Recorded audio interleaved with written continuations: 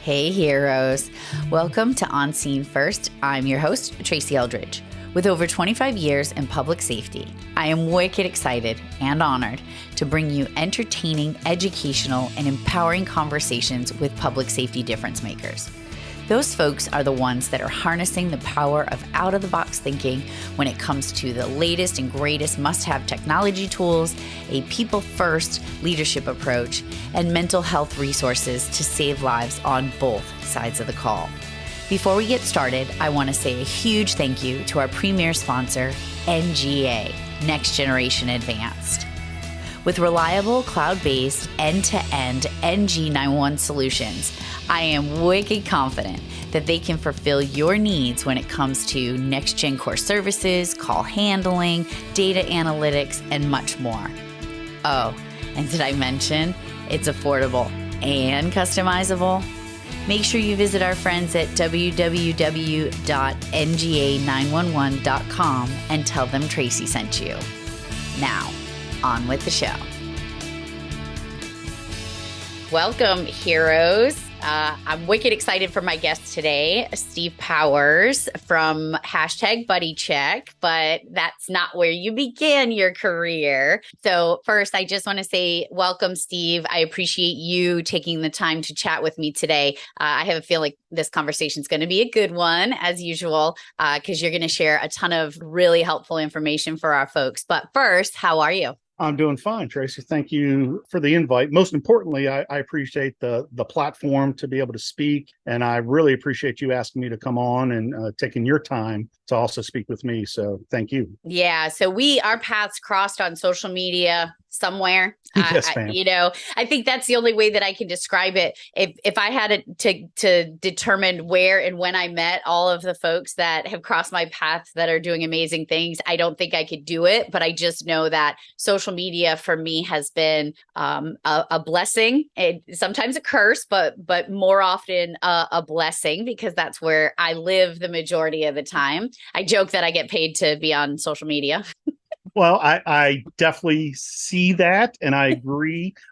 Yes, it could be a blessing and a curse. However, I think more positive things come out of it than negative. Absolutely. And there's a lot that came out of, so when we talk about the COVID period, 2020, and even still now we have some stuff that's still brewing from it. But, I look back on when COVID hit and I was so devastated because that was about the time, COVID hit. And then about 7 or 8 months later, I decided to quit my perfectly good job at Rapid SOS and start my own company, because that's what most people do in the middle of a pandemic. And of course. I was a little taken back, but I had to do this thing and it worked. So I'm super excited about that. But through that process and in our journey of similar, very different, but very similar journeys, we crossed paths. And I'm going to say it's because of what your mission is at #BuddyCheck. And we'll talk more about that later. But before we get there, why don't you tell my listeners kind of who you are, a little bit about yourself, and what does your public safety history look like? How did you get here where we are today? Sure. Well, as you said, my name is Steve Powers. I'm originally from Maryland. Shortly after graduating high school, I joined the Marine Corps. That's sort of where I started to get exposed to some additional, we'll just call it trauma-related matters, stuff. From there, the whole time growing up, I wanted to be a police officer, and I knew college wasn't for me at the time. And obviously, to become a law enforcement officer, you got to be 21 to carry a handgun. So I had to figure out something to do with my sort of life so I didn't end up in trouble. Oh, because I I probably would have ended up doing something stupid as most, 17, 18, 19-year-olds do. So I joined the service at 17. My mom had to sign the papers because I was under 18. So I went in the Marine Corps. Getting out of the Marine Corps, I went to work for Charles County Sheriff's Department, and that's in Southern Maryland, just south of Washington, D.C., that area, if you're Okay. familiar. I was working in the jail at the time, and in order to get on the road or out of the courthouse, it was a very small sheriff's department. It was sort of your typical, my dad worked for the sheriff and all that good stuff. So you sort of had to wait till somebody either retired or passed away Yeah. to sort of move up to get out of the jail and out of the courthouse. So I started applying for some neighboring police departments, Prince George's County, Washington, D.C., Baltimore. And at the time, I had an aunt that was living in Huntersville, North Carolina. And me and my wife would always come down and visit. And back then, this would have been in 1998, give or take. Charlotte area was still somewhat of a smaller, quote unquote, big town, Yep. really not quite a city yet. So I got interested in the area. That can't beat the weather. So I applied. While I was going through the background investigation, all that process, found out that my middle daughter at the time was diagnosed with a somewhat rare brain disorder. So it sort of sidetracked everything for a little bit. Once we got her health situation and all that good stuff taken care of, I contacted Charlotte back, sort of picked up the process, and I moved down here in early 2000. I started with the Charlotte-Mecklenburg Police Department at that point, and served on various roles: patrol, community coordinator, the warrant service team, and the last 3.5 years, I served on what they call the crisis response team, which was a co-responder model where we would respond to anybody in the community that was experiencing a crisis, whether that was mental health, whether that was addiction, whether it was active suicide attempts, completed suicides, family members, infant deaths. Started really getting exposed to some trauma, and I wasn't really dealing with those in a good way. So I retired in November of 2021, a little earlier than I wanted to, due to some mental health reasons. Okay. So as most know that listen to me, I left the profession, or I want to say the job that I had at the time, not the profession that I love, because of PTSD and mental health issues. And I'm a huge advocate on speaking on it. But number one, thank you for your service in the military and what you did in the police force. It's a super important job. But number two, thank you for being vulnerable and open to speaking about mental health. There is such a stigma still today. It's getting better. I'm not going to lie. It is getting better. It's not even remotely where we need to be. There's still folks that are not wanting to seek the help that they need. They're not happy with their lives. They're not happy with who they are, but they're not willing to do much about it. And that's why I share my story. And if one person gets help because of it, I think you probably feel the same way, I would assume. Absolutely. Absolutely. And I used to be one of those people, obviously, who was struggling. Me too. Who was struggling, again, off and on since a teenager. It obviously compounded a little bit more in my military service. I was exposed to numerous incidents while working in the jail and the sheriff's office, and then moving to Charlotte, it just seemed like one major incident after another. And I was dealing with it in a very unhealthy way. I was making very poor decisions. I was not the best father. I was not the best husband. I lost friendships due to sort of lashing out at people. I wouldn't say I became an alcoholic, but I definitely found solace in coming home after a hard shift, sitting in the garage by myself with my dogs, and I needed a drink or two in order to try to stay asleep. And I would do that sort of behind the scenes, so my family didn't really, see that, but they knew. They definitely knew that I was changing. Yeah. And I'm, you say it, we all say it, when you do these jobs, whether it's a telecommunicator, firefighter, EMS, police officer, whatever, it changes. It absolutely does. And that's not always a bad thing, but the bad thing happens when it changes you and you don't realize that it's going to, you don't realize that it's happening. And then you just basically spiral down into those depths, into the hole, whatever people metaphor they used. And I certainly found myself down in that hole. And I think you hit the nail on the head, is a lot of folks don't even realize that the job has changed them in a negative way until stuff starts going sideways for them, right? Like you said, making bad choices and losing people and getting into arguments with people. And it's, I attended a mental health symposium on Friday. I was honored to be a speaker there through first responder coaching. And as one of the folks, actually, as two of the folks were talking, they were talking about having a drinking problem and things like that. And I do not consider myself an alcoholic. I will have some drinks and I'll have a good time. But during COVID, I think I drank maybe 4 or 5 times.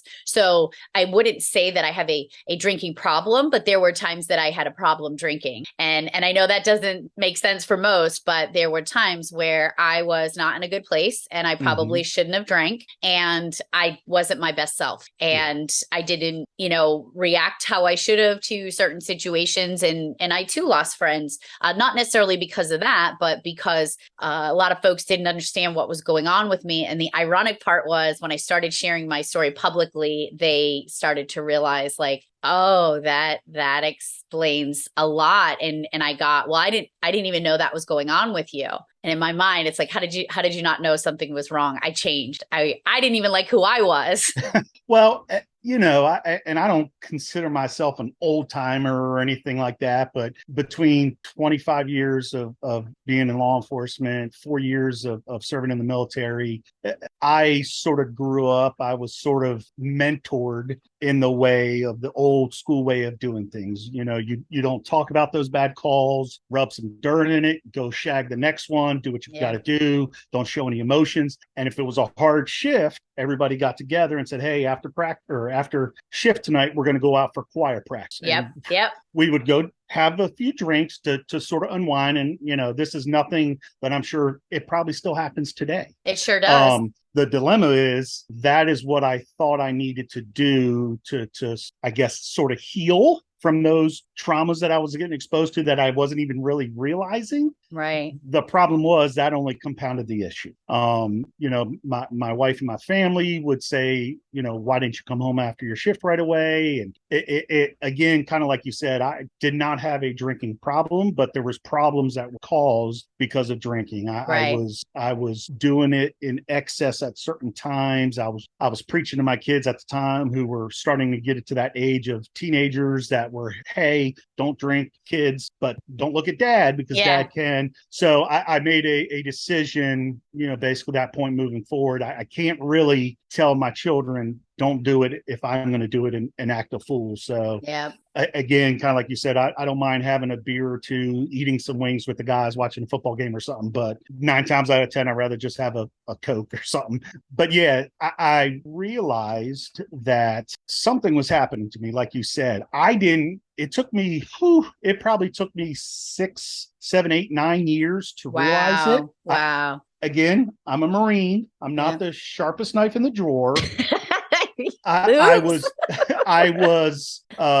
was definitely in denial. Yeah. Even though it was brought to my attention from my wife, my kids, friends at work, neighbors, family, my mom, my sisters. I was basically, though, in full blown out denial that anything was wrong with me and it was everybody else. What were the things that folks were saying to you that you would shift the blame somewhere else? I'm just curious because there's some folks listening that they may be exhibiting similar behaviors and maybe hearing similar things, but they're like, nope, it's not me, it's you. And we do tend to put the blame on a lot of folks, especially when we're victims of trauma and in different degrees. But what were some of the things that folks were saying to you where you were just like, nope, that's not a me problem, that's a you problem?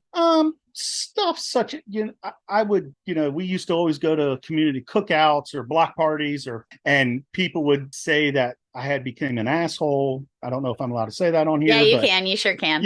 I started becoming an asshole. I was being very cynical, extremely jaded. Everything out of my mouth was extremely negative in nature. Okay. I would minimize what I was seeing at work. If I had gone to an infant death or something, I would poke fun at it, and people were like, "That's not right." You Right.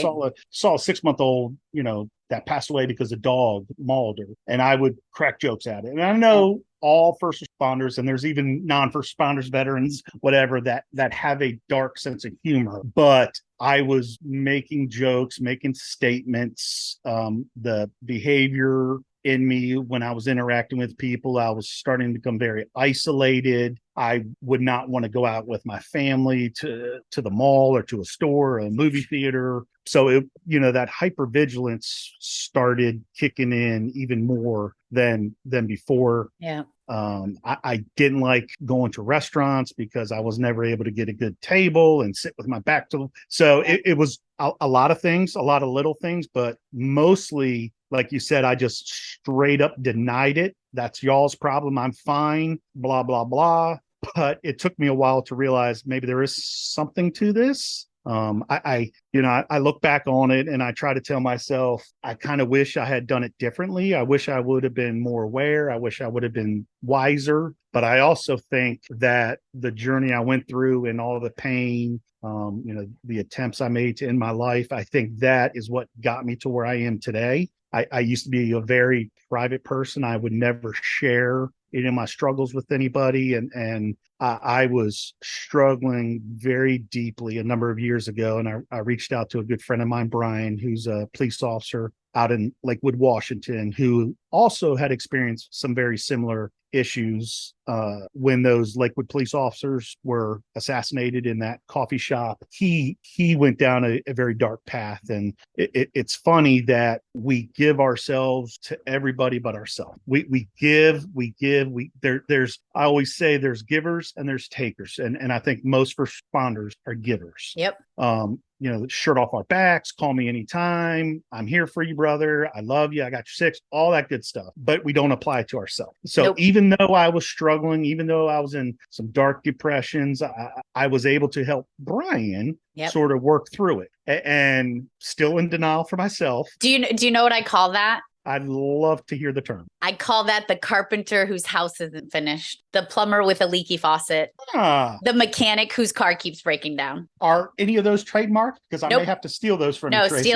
Steal them away. Because think about it. A carpenter's house, when you walk into a carpenter's, like they'll post pictures on Facebook about this beautiful job that they did. And then you walk into their house and the trim's falling off and am I not telling the truth? Like you literally the vision, the mental picture that I got as you were telling that story was extremely vivid, and I could literally picture what you were saying. The trim's not on yet, Yeah. And I've been to people who are in those type of professions and stuff like that. And even though they have talent to do amazing things, they're not doing it to their own home, or they're in various stages of those projects. And it's always baffled me. Like, dude, get your saw and your hammer and let's fix this real quick. Right. Nope. But I guess, and just think about that, right? Think about what you just said. Somebody's saying to you, let's get the saw and the hammer and fix this. And you're like, no, sorry, I don't have time to do that. And it's no different than those of us that are very aware about mental health and we're helping others. There is a difference. I will tell you that I am in a place where I am no longer the carpenter whose house isn't finished. I know what I'm supposed to do. I'm not saying that I never backslide or have issues. Back in March, I got some devastating news and it kind of sent me on a spiral. And then there was a series of unfortunate events. But for about 4 months, I was struggling, but I was communicating with my husband. I was going to my therapist. I was talking to my children. I was getting myself up every day. I was showering as much as I possibly could. I don't want to, sometimes when you work at home, you don't shower every day, but whatever. But I wasn't going to put myself in that place because I could have very easily gone back and I get too much work to do. So thinking about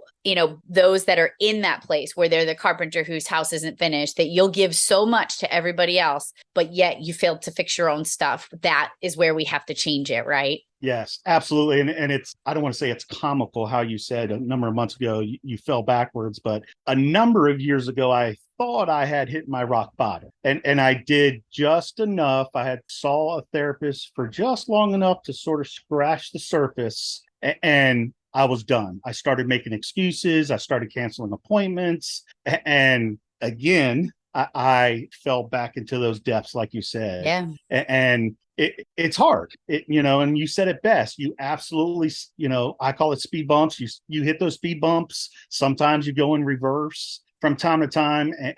But the things you pointed out are the things that I have now learned, once I sort of hit my second rock bottom, as I like to call it, that no matter what's happening, as long as I'm working the steps, as I always say, kind of like it's not a 12-step program by any means, but I always call it working the steps. And when I'm speaking to somebody who's having a hard time or they're speaking to me, I'm like, I'm just working the steps. I'm communicating with my family, my wife. Mm-hmm. I'm reaching out to that inner close circle that I am 100% vulnerable with, and they know everything.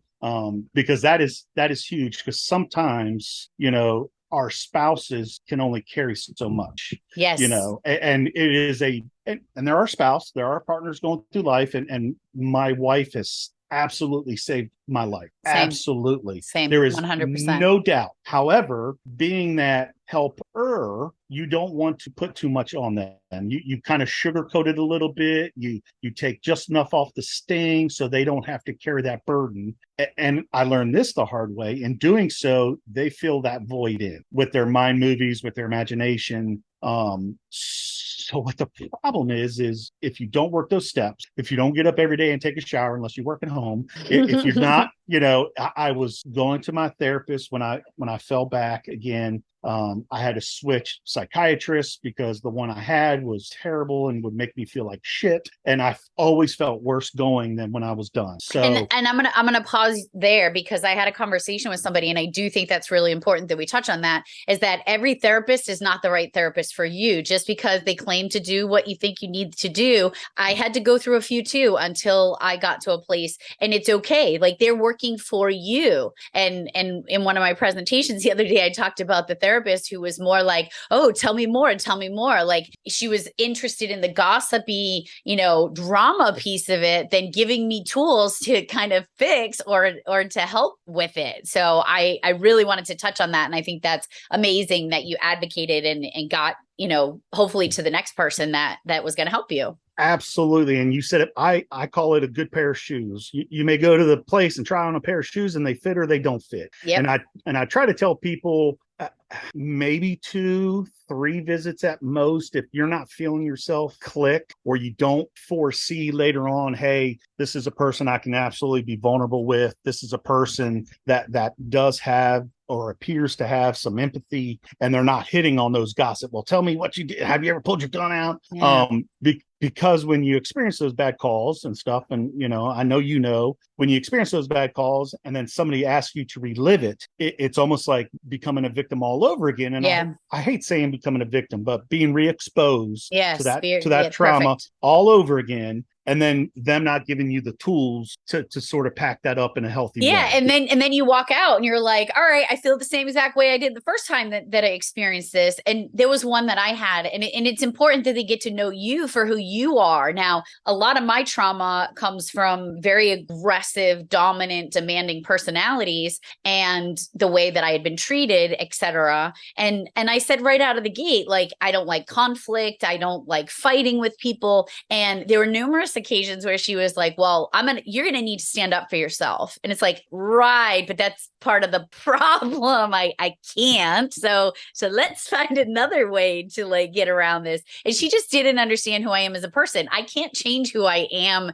in that aspect, but having the right therapist, the therapist that I have now, I've been going to her for almost 4 years. I do my treatment, EMDR, eye movement desensitization reprocessing. That is the treatment moment that saved my life. She's amazing. She does that. She talks me through things. 90% of the time, she'll just give me little prompts. I may figure things out on my own, but she's leading the way for me to get to the conclusion myself instead of talking at me or putting me in positions or telling me to be in positions that are just not who I am and not comfortable. She's amazing. Well, and I think you said it best when you develop that relationship with whatever you're seeing, counselor, therapist, licensed clinical social worker, whoever is helping you on that journey, their job is, like you said earlier, is to work for us.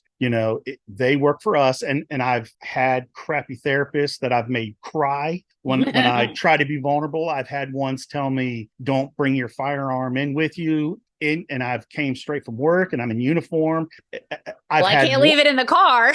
I've had one that literally said, I'm going to need you to leave. I cannot help you. So when you basically open yourself up, and I'm not saying it's harder or easier for a man, but when you open yourself up as a type A personality, which most first responders are, that helper personality, and you finally are weak enough to show, hey, I'll be honest with you, I'll tell you some stuff that I'm struggling with. And then they tell you, I'm going to need you to leave. I can't help you. That ruins that relationship. And for a number of years, that kept me from ever going back. Yeah, that's another, and like you said, that's another victimization, traumatization. And, I just basically see you saying, well, that's why I didn't do this in the first place. So I'm just going to clam up again.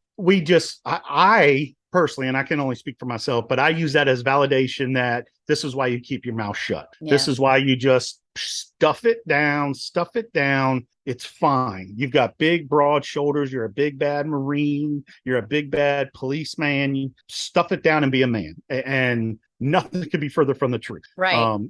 I'm sure everybody's heard the pot's going to boil over when there's too much water in it, whatever analogy and metaphors that are out there. However, I would preach it to others, but I was that carpenter that could not apply that thinking, that rationale to myself. And what sucks is until you officially, quote unquote, hit that rock bottom, and only that individual can say, this is my official rock bottom. And until you get to that point and you make a decision that I'm tired of living this way, I'm tired of looking through a cloudy lens at my life, I need help, then that healing can begin, that journey can begin. And it doesn't happen overnight. It's not linear. Like you said earlier, hiccup, speed bumps, wrong way roads, detours, it happens. However, again, just working the steps, knowing what works, finding those people that you can be vulnerable with, like your therapist. I have been through a number as well. And most importantly, you've got to have a support system, and a support system that you are very willing to be 100% vulnerable. Well, and then, so I'm going to ask this question. Where was the shift for you? When did you realize that there are folks out there that can be trusted? And where was the moment for you where you're like, I need to figure this out no matter what? It was probably 8-ish years ago. I was sitting at my kitchen table with my firearm, and my wife came in and we started to have a discussion. And I think it was only through her, people say empathy, but literally as I'm sitting here, I'm getting even emotional now thinking about it, because of her empathy to just see me as a person, to see that I was hurting, not from a wife point of view, just person to person, that I needed that help. It was only because of her basically telling me, you have to get help. You have to. And I would have probably even had tried to weasel out of it had she not stuck with me, pushed me, carried me at certain points, through this journey. That was what I call my second rock bottom. And that was when I went to see my primary care, took some tests to see, I can't remember what it's called, that little depression test when you go to the doctors and you circle the numbers. Yeah. And whatever, it's something scale, whatever the numbers is, if you got a certain number, quote unquote, you're depressed. Yeah. I had hit that mark on the third question. Yeah. So there was problem. And that was the first step for me to go see a doctor. And I hadn't been to a physician in almost 20 years. I just didn't go. Yeah. I'm not the pillar of health, but well, I think because you didn't want to get called out on your shenanigans. yes, absolutely. Absolutely. Because, if it's one thing to tell your family, your friends, your coworkers, they're full of crap. But when you go to a professional or whatever to tell them you're full of crap or to dismiss their opinions takes a little bit harder. So yeah, I absolutely, my classic was to avoid it. Yep. Don't talk about it. Don't think about it, which doesn't help and it's not possible. But when you do that, you're able to sort of still operate in that chaos because that's what we get used to. Yep. We get used to that chaotic lifestyle, working extra shifts for money, and then the real life outside of work, you lose that identity. So then you no longer fit. Yep. Out here with the rest of the people, with the rest of the community, with the rest of your family, friends that are not first responders. So it basically was my wife. Again, my wife is, I sort of joke that I call her Jesus because she's like Jesus. She saw me at a time in my life as just a person who was hurting when she should have thought the exact opposite due to my behavior. Yep. She should not have had any sympathy for me whatsoever, but yet she was able to. Well, and I have another phrase for that you can take with you too. So my husband was the same. And what my husband did for me is he helped me pick up the broken pieces that he had nothing to do with breaking. Ooh, I may have to write some of these down, Tracy, by the time we're done. Don't worry. This will be on a podcast. It'll be there forever. And you can just snatch them. Because the way I look at it is whatever I say, whatever I do, for the most part, if you want to snatch it and put it towards your message, take it. Because as long as it's going to help somebody truly understand or appreciate what it is that we're going through. So your wife supports you, you get to this place, you go to the doctor. And as I mentioned back in March, it was probably about 2 months. And then I had my physical, it was already scheduled. And because you don't just go, oh, I'm in a bad place and I'm going to jump back on the get help for everything bus. It's all right. I'm going to see if I can get through this. I'm going to use some of my tools. And then it gets almost to a point where I know that I have the potential to go to a place of very challenging return, not no return, because I know I've been there a few times and I've returned. So there's that. Yes, but when I walked into my practitioner's office and her first question, hey, how are you? I said, not good. I'm not okay. And I don't want to stay here. And so I want to get back on my medication. I had come off my medication for 4 years. I had been on it for about 10, but I came off it for 4 years and I was good and I was okay there. But I knew that to get me over this hump, I had to go back on my antidepressant and anxiety meds. And I think I'll be there forever.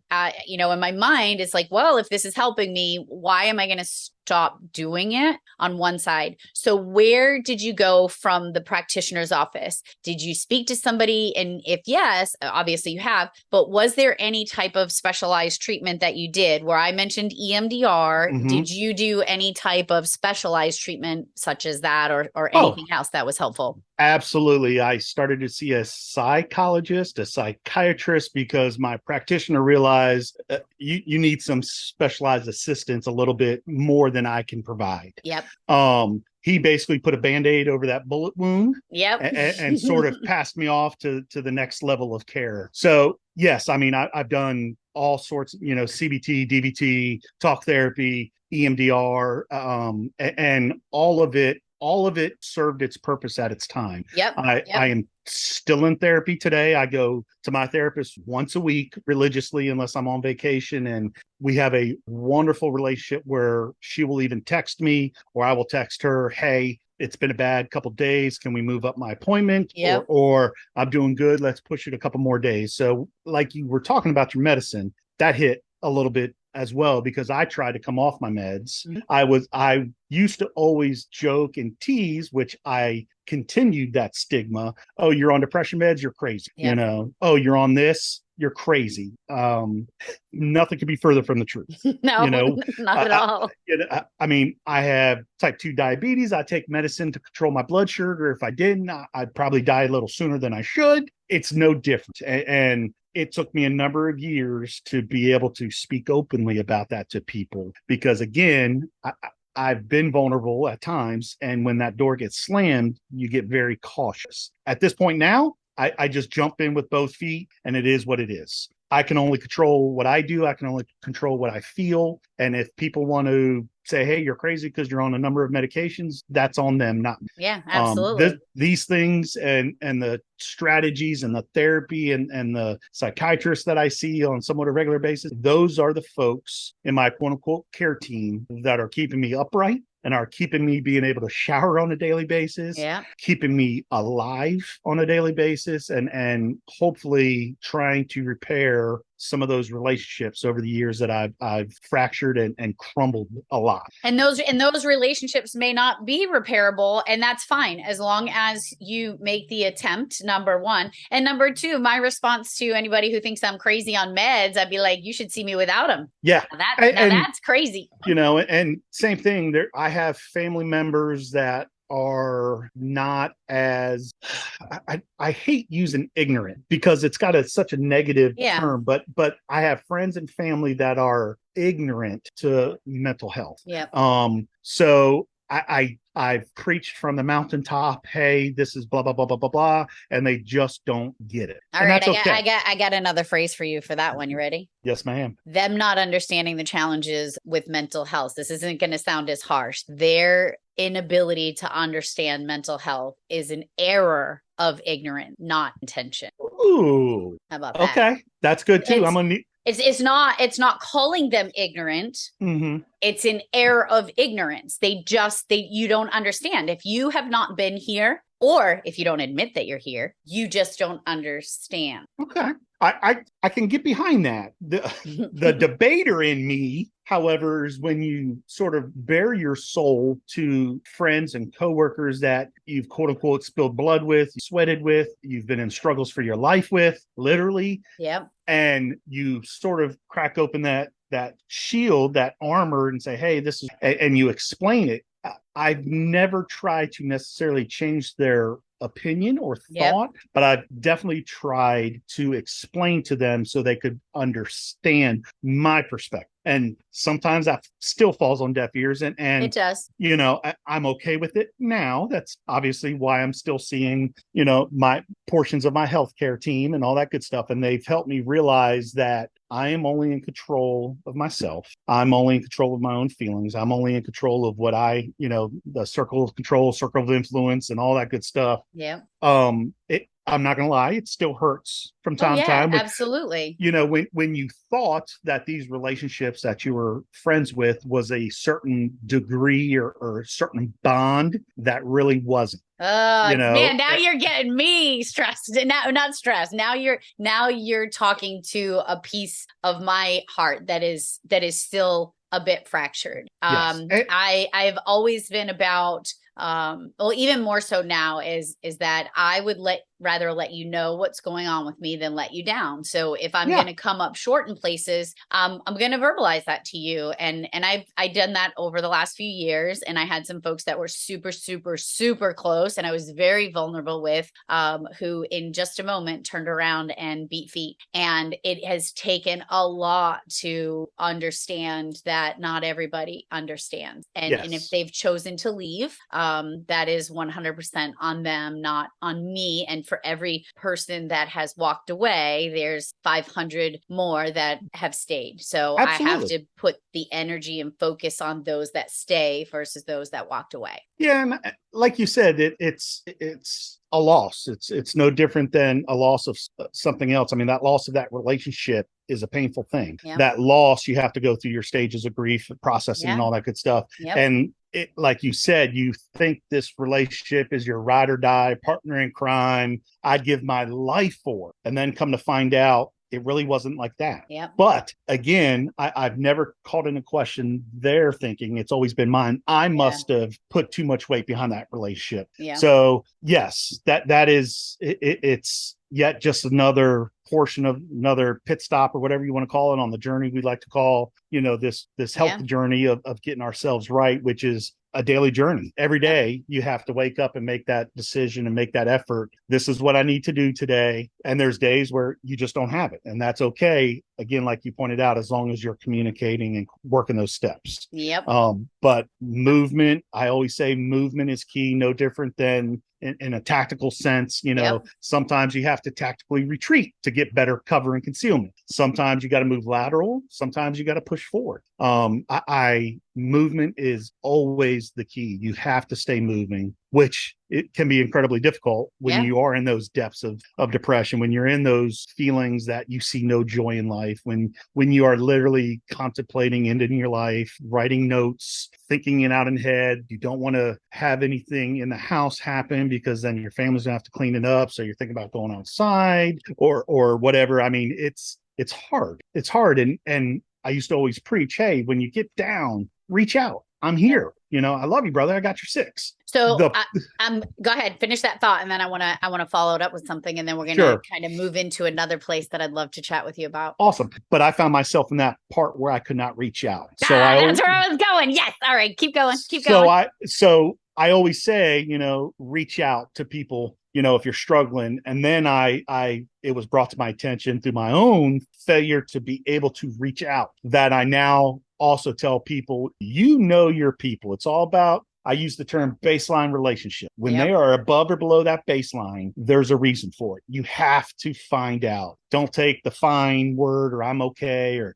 all good in the hood. You need to also reach out to those people. And I joke when I do present and talk to people, how many marriages, how many careers, and how many lives could we have a direct effect on if we were to follow through with that reach out part? Because we all know we've had those people we've worked with that we know always spit shine boots, came to work early, was always prepared, was a great police officer. And then you started seeing him slip. And then you got the rumor that, he's going through a hard time with his family. They're getting divorced or they're separated. And I can only speak to police officers. We are like a bunch of little, don't yell at me, a bunch of little girls in a locker room at a junior high. We will talk crap about each other behind their back and then right to their face, I love you, I got your back. Yeah. Oh, they're in the sergeant's office again, dumbass. Come out and then be like, oh, that sergeant's wrong, you're good. So when somebody's in that hole, when somebody is not at their baseline, you have to reach out. You have to. So when you said that, as soon as you said that, I was going to follow up with, I started a hashtag a few years ago. And a couple folks know that I'm a huge advocate, and you say reach out if you're struggling, but also reach out if you know somebody's struggling. And I've changed that to reaching in. Hashtag reach in. Yep. Because I know when there was a moment in my life, I had a method and a means, and I can certifiably tell you that in that moment I had disassociated and I was not reaching out. I had 1,000 people that I could have reached out to, no problem whatsoever, but that is not what's going to happen when we are in the darkest of dark places. We are not reaching out. Maybe we will in this. So let me say, we may not reach out, not that we won't, because when I had a really, really, really bad day this summer, and I had drank, and that was not the right thing to do. And I got to a very emotional place where my thoughts were going 100 miles an hour. And I did reach out. I reached out to my friend AK, who's doing coaching, and she was there for me, and I will never forget her for that. But we can't always do that. And so I had started, and this is going to lead us into your hashtag buddy check. We have to talk about that. But I started the Hey Hero campaign, where at the end of my podcasts and my presentations, I would always say, hey hero, stay safe, stay strong, stay here. We need you. Well, there was a director in Texas that asked me if I had my Hey Hero phrase on anything, and he'd like to give them to his telecommunicators. So I'm like, well, I have stickers, and I didn't have stickers. So if you're listening, you know who you are, and no, I didn't have stickers, but I did jump online and I bought a whole lot of stickers with them. But in true ADHD fashion, I didn't look at the sizes and they came pretty small. So then I have 500 of these little tiny stickers. But it was a blessing. And that mistake was supposed to happen, because now I hand those stickers out to first responders all over the country, unsuspecting first responders. If I see a police officer or a firefighter or an EMT, or a dispatcher came up to me in the airport because I had a dispatcher shirt on, and I hand those stickers out everywhere. And that is my way of reaching in. You just never know when you reach in that moment that you might have been the person that showed them in that moment that they matter and that they're worth something and they're needed, and you might have changed their thought process. So Absolutely. you are doing that with Yes, ma'am. hashtag buddy check. So Yes, ma'am. if you could please share with me a little bit about that and Sure. what you're doing with there. So again, we spoke a little early of the battle buddy, stole it from the Army. The hashtag buddy check became, it's not anything that you need a master's level doctorate degree. It is literally what you said earlier. And it's something that I absolutely live to this day, whether it's every day, whether it's every other day, simply reaching out to somebody that you care about, whether that's a coworker, whether that's a family member, whether that's a buddy, a neighbor, whatever, and just truly being there in the moment and asking them how they are. Yep. Like you said, you never know what that small bit of kindness can do. Like even sending it, so I'll send text messages, I'll send a little GIF, I'll send an emoji, I'll just send a random heart to somebody because it's that important. Yes, absolutely. And nobody really did that for me, except my friend Brian. So I basically came to the thought that I have to pay it forward, because if Brian didn't do it for me, I know beyond a shadow of doubt I wouldn't be. Yep. So similar to you with your stickers, I have bracelets, I have little poker chips that I give out. And when I'm speaking to people about hashtag buddy check and all that good stuff, at the end of it, I give everybody a poker chip. And on the back of that poker chip has the words all in. And then on the flip side, it's my little logo. On the all in part, I ask them to sign it, tic-tac-toe it, initial it, smiley face it, black it all. I don't care what they do with it. And I just ask that they go all in on something, whether that's being a better officer, whether that's being a better father, whether that's being a better human, whether that's on their mental health, whatever it is, go all in. And I always ask them, carry it put it in your duty bag, put it in your cargo pocket of your uniform pants, put it in your breast pocket shirt, something. And when times are bad, you have that with you. It's kind of like a worry stone, but I don't tell them this because then they'll think it's all tree hugger, hippie, peace, love, and happiness. I don't tell them sort of the stemming technique behind all of this and all that. I just tell them, hey, when things are bad, pull out that poker chip and just rub it, or grab that bracelet and just look at it. And hopefully that is just enough to be that little bit to where you can hopefully be vulnerable, because you've heard Steve talk about, when I was vulnerable, I reached out to a friend. When I was vulnerable, I reached out to my wife. That may be that little bit. Like you said the other day, you said you saw a dispatcher in the airport. We've talked offline, but when you were in Kauai on some personal business, I was in Maui on some personal vacation time, and in the airport was a young Marine, and I saw him sitting by himself. He wasn't wearing any kind of Marine Corps clothing, but I looked at him, told my wife, that's got to be a Marine.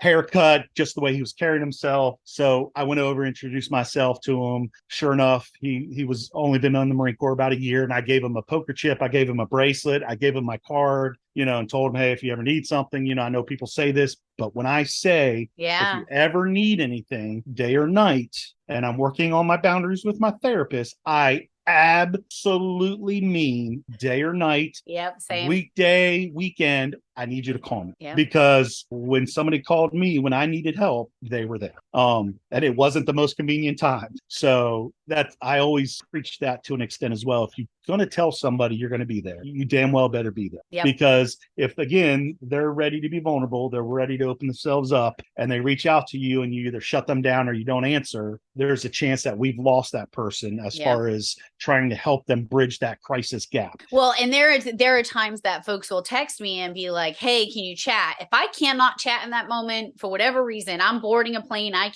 I will get them somebody else to chat with, or I'll first ask, like, are you in crisis? Do you need somebody to talk? Do you need me to get back to you right away? Because this is where I'm at. I'm boarding a plane. I'm speaking right now, but I will message you right after. If you need somebody right now, I'm going to get you. But two things, I don't think folks, well, first of all, number one, I'm just going to show you. Here's my buddy check reminder that's on my travel bag. Now, this is a verbal podcast, but I'm on Zoom with Steve right now, so I had to show him. The poker chip is in my in my coin case over there. But I would lose that, and I don't want to lose it. That's why it's attached to my bag. So that is fine. That is fine. You know, I'm always good for some swag. So if you need some more, let me know. Yep. And then there are times where I will, and it's important, and I'm not sharing this, and I think this is really, really important for us to share, is I'm not sharing this for somebody to go, oh, good job, Tracy, you're making somebody's day. I share it because maybe you find something that you can hold on to that's going to help folks, because I know whenever I help somebody or make somebody feel good, it makes me feel better about who I am and what I'm doing. And when I'm traveling, if I see you in a uniform, I am 100% going to give you a sticker. I'll always ask, may I hand you a sticker, because they get a little nervous. But there's another place where I catch them and they don't know, is when they have pre-boarding for active military. I watch you. Absolutely. Yep. I watch you. I see how you're dressed. And then when I walk past you on the plane, I hand you a sticker and I just keep on walking. Yep. And again, you just never know when that message is something that somebody needs. So unfortunately, we got to wrap up soon, but hashtag buddy check. Do you have a website, a Facebook page? I have a Facebook page, Twitter, Instagram, TikTok, which I'm not very active on. I have a web domain, but I'm not the sharpest tool in the toolbox. So I'm still trying to effort how to put that all together. Yep. But hashtag buddy check on Facebook, you spell out the word hashtag. Yep. And then buddy check is one word. Same thing on Instagram, same thing on TikTok, and same thing on Twitter. Yep. And hashtag buddy check's mission is very simple: to provide some proactive education, some proactive awareness around mental health that our first responders, veterans, active duty service members, and we touch on the spouses. Yep. Because as I spoke about earlier, my wife saw the change in me before anybody else did. Yep. And sometimes our spouses are those forgotten people. So when I do have the opportunity to present at a conference or what have you, I always recommend to those first responders, bring your spouse. Yep. Because my wife is always there. My wife will speak to what she saw from her viewpoint, because I've never been in her shoes. So it's easier. It's kind of like an alcoholic going to an alcoholic or going to a mentor. You're not going to go to somebody unless they have similar lived experiences. So my wife is able to speak from a spousal point of view and as a parent point of view of the person that is not struggling. Well, it sounds like your wife needs to get on my podcast. That's what I think needs to happen.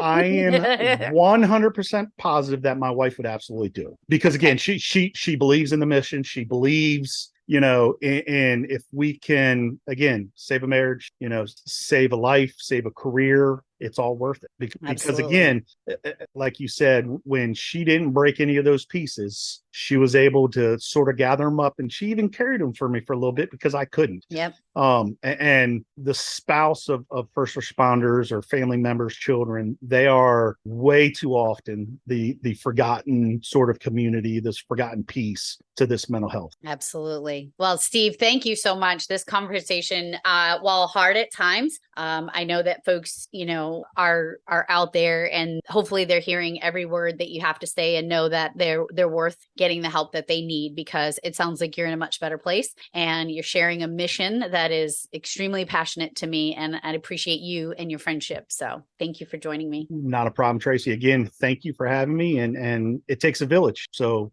just to let everybody know, if there's anything I can do for them, please reach out. And same thing for you personally, Tracy. I'm here for you. Excellent. Thank you so much. You're welcome. Welcome back, heroes. We hope you enjoyed the show. Please like and follow me on all On Scene First social media so you too can keep up with my shenanigans.